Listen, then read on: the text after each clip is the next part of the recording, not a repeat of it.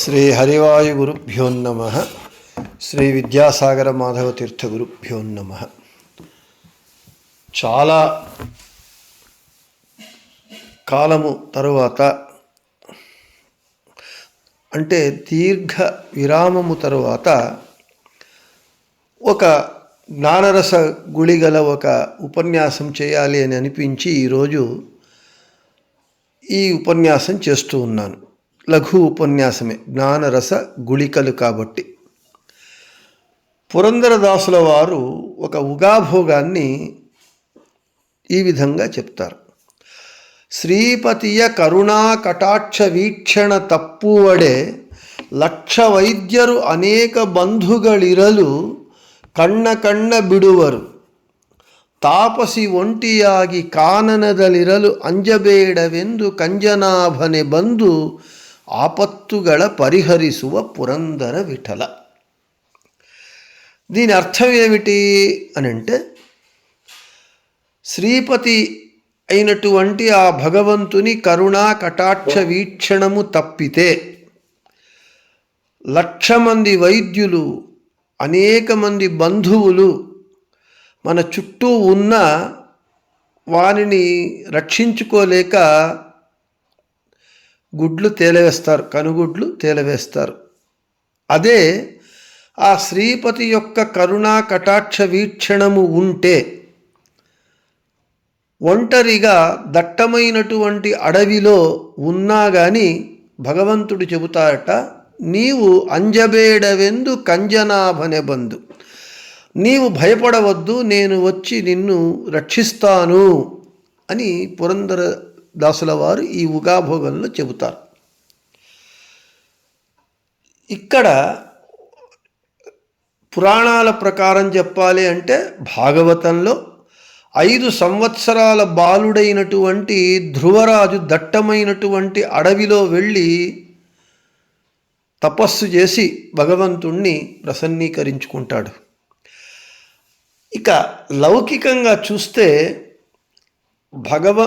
మన ఆయుర్దాయము, మన జీవితము, మన పుట్టుక, మన మరణము మన చేతిలో లేదు. అది భగవంతుని దయా దాక్షిణ్యాల మీద ఆధారపడి ఉంటుంది అనేటటువంటి ఒక విషయాన్ని మీకు ఈరోజు ఈ జ్ఞానరస గుళిక యందు తెలియజేయాలనేటటువంటిదే ప్రయత్నం. మనకందరికీ తెలిసినట్లుగా ఒక పెద్ద నాట్యం చేసేవాడు, అంటే డ్యాన్స్ చేసేటటువంటి డ్యాన్స్ ఐకాన్ ఎవరు అంటే మనకందరికీ తెలిసినటువంటి మైకేల్ జాక్సన్. ఈ మైకేల్ జాక్సన్కు ఒక కోరిక ఉండేది, నేను 150 సంవత్సరాలు బతకాలి. సరే, వానికి డబ్బుకేం కొదవా మైకేల్ జాక్సన్కు. తాను తినేటటువంటి ఆహారము, పీల్చేటటువంటి గాలి అన్నీ పరిశుద్ధంగా ఉంచుకొని, దాన్ని టెస్టులు చేయించుకొని తర్వాత తినేవాడు, గాలి కూడా పీల్చేవాడు. అదేవిధంగా ఎప్పుడూ 15-20 మంది డాక్టర్ల పర్యవేక్షణలో ఉండేవాడు.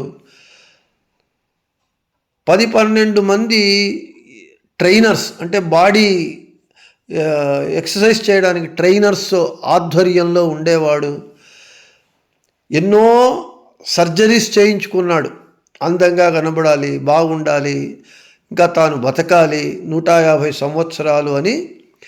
మైకేల్ జాక్సన్ చెయ్యనటువంటి ప్రయత్నమే లేదు, అన్నీ చేశాడు.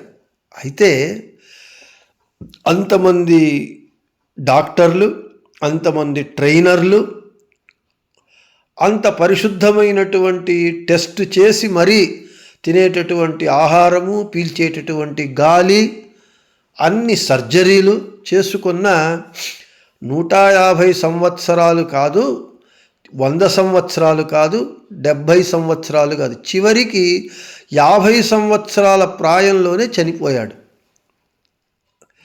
ఇక్కడ ఎందుకు మైకేల్ జాక్సన్ చనిపోయాడు 50 సంవత్సరాలకే? 150 సంవత్సరాలు బతకాలి అనేటటువంటి తీవ్రమైనటువంటి కోరికతో అంత డబ్బు ఉండి అన్నీ అంత వ్యవస్థ చేసుకున్న కేవలం 50 సంవత్సరాలకే చనిపోయాడు. ఎందుకంటే శ్రీపతియ కరుణా కటాక్ష వీక్షణ తప్పువడే లక్ష వైద్యరు అనేక బంధుಗಳಿರಲು కಣ್ಣ కಣ್ಣ బిడువరు. ఆ భగవంతుని కరుణా కటాక్ష వీక్షణము లేకపోతే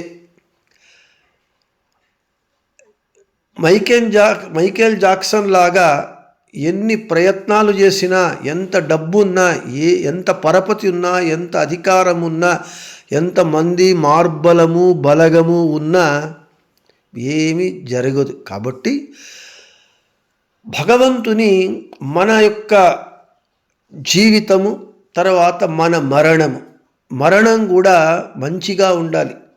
అందుకే అంటారు మంచివాడికి మరణమే సాక్షి అని.